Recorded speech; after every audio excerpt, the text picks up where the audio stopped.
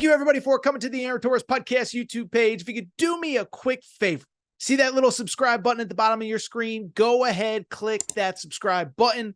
Really does help our channel grow, our audience grow, and I really do appreciate it more than you know. So click that subscribe button. Appreciate your support. Now, here's the video that you came here for. A pretty big one on Wednesday night in Gamble Pavilion. Okay, so we're going to switch gears to college basketball. One game of note in the world of college hoops on Wednesday, but it was a big one. Top 5 matchup. I mentioned this on yesterday's show. First top 5 matchup at Gamble Pavilion since February of 2006. That's noteworthy because yours truly was still on campus. I was at Villanova, UConn in 2006. I was certainly not at Arizona, UConn on Wednesday night. Well, I bring it up because the game in 06 was a blowout. It was a big party. It was fun. It wasn't even close. It was certainly the opposite on Wednesday night. It was a thriller. It was awesome. It was a fun game. UConn falls to Arizona at home. Final score 71-67. We got to talk about both teams, but I'll tell you this. Saw Arizona in person in Vegas against Florida, and with the wins that they have, they should be the #1 team in college basketball come next Monday. As far as this game is concerned, listen, I don't want to diminish what Arizona did, but at the same time, it was just such a bummer to find out minutes before tip-off, Terrace Reed, the starting center at UConn, was not available for this game. It is an ankle injury. This was a guy that's averaging 20-8 coming into the, or 20-10 coming into this game, had 21-8 against BYU. And so it obviously changed the dynamics of this game, especially against an Arizona team that has maybe the best front court in college basketball. Koa Pete, we saw what he did against Florida a few weeks ago. Krevis, I like him. I know he's kind of a little bit of a polarizing player in the Arizona community, but I just bring it up because it did impact the game, and Arizona, I thought, did a good job of dictating tempo early. UConn without Terrace Reed does not have a lot of size down low to use a line that my buddy Mike Luke uses. My buddy Mike Luke is probably I would argue, the best guy covering Arizona basketball right now. He likes to use the word girth for his team.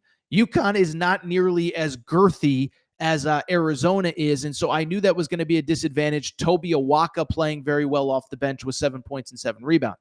And so I bring it up because Arizona dictated things early. Arizona got some of UConn's best players in foul trouble early, and Arizona not only took a 2-point lead into halftime, they had as much as a 10-point lead with about, 13, 14 minutes to go. Well, I'll tell you what, I give credit to UConn because outside of the freshman Eric Ryba, who was forced into action because Terrace Reed was hurt, I don't know if anyone at UConn played that well. Again, I am not criticizing Arizona. It's a great win, but I just bring it up because UConn put on their big boy pants and started making plays.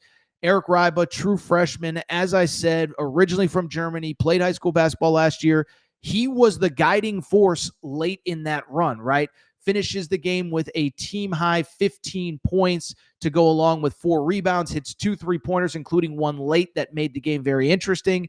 And Malachi Smith, another guy who was kind of forced into action because Silas Demery was in trouble, makes a couple big plays late, including a bucket to basically cut Arizona's lead to whatever. Bring it up because late in the game, my guy, Jaden Bradley, with the big bucket to give Arizona the lead. Arizona holds on. Arizona gets the victory, okay? So first of all, as far as Arizona is concerned, a couple things. One, listen, Koa Pete is going to get the attention. He's a freshman. He's the better NBA draft prospect. Jaden Bradley won them that game. Jaden Bradley, I think he's the most underrated player in college basketball. And I've done my Arizona rant. I think they're probably the most underrated, not now, but coming into the year. I said they're the most undervalued team coming in. I don't get it. Jaden Bradley, they have these watch lists for preseason point guard of the year, center of the year, power forward, whatever.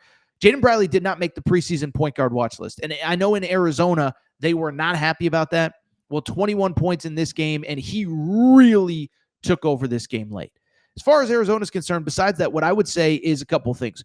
One, I think what's incredible is 2 things. One, they should be the #1 team in the country going into next week. I understand Purdue's #1, Houston's #2. Neither of them has lost. I don't really care.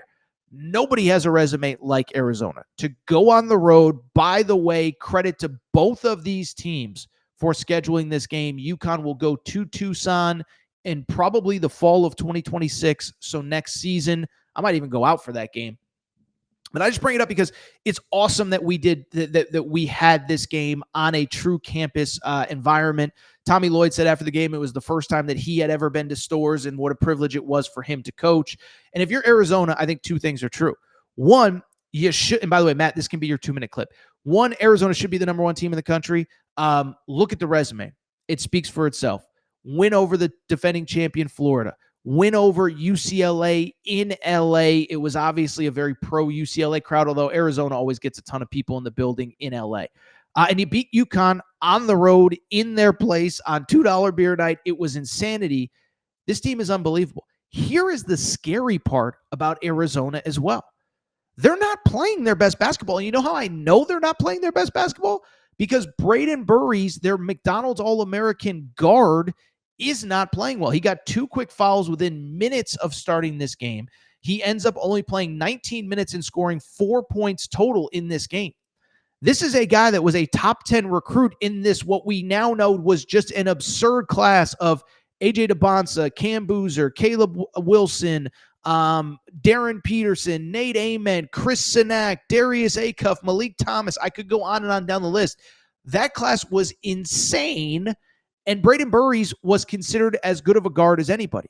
And so it's actually a positive for Arizona that you should be the number one team in the country. And then on top of that, you're doing it without your third scorer, a guy that you were counting on. And so if you're Arizona, to quote Michael Jordan, remember that Michael Jordan line where he messed it up? He was supposed to say, the sky is the limit. Instead, he said, the ceiling is the roof. Well, the ceiling is the roof for Arizona. There is no ceiling, or maybe it was the sky is the limit. Whatever. The ceiling is the roof. The sky is the limit. If you're an Arizona fan, you should be fired up. A couple quick things. One, nice thing is you get a little bit of a lull here over Thanksgiving. Just kind of relax, get home, get the guys home for a few days. You do play the double dip of Auburn at home, Alabama and Birmingham in early December, so that's worth monitoring. But Arizona, I don't think it's crazy to think that they're going to go into Big 12 play with a loss or two. Just give them so much credit with what they've done. And by the way, I know everyone's going to say, oh, Arizona always starts off hot. Maybe I'm wrong. Maybe I'm a prisoner of the moment. This does feel different, though. Jaden Bradley is a legitimate first-team McDonald's All-American. Koa Pete is a legitimate 20-10 guy. Krivas is a legitimate problem down low. And, Karchenkov has been really good. And then on top of it, you're not getting much from Braden Burries. Give Arizona credit for this win. It was unbelievable. Really quickly, 2 seconds on UConn. UConn is, in my opinion, has nothing to worry about. The biggest thing for UConn, they have to get healthy, right? It's crazy to me. We're not going to play the sound. I don't have time.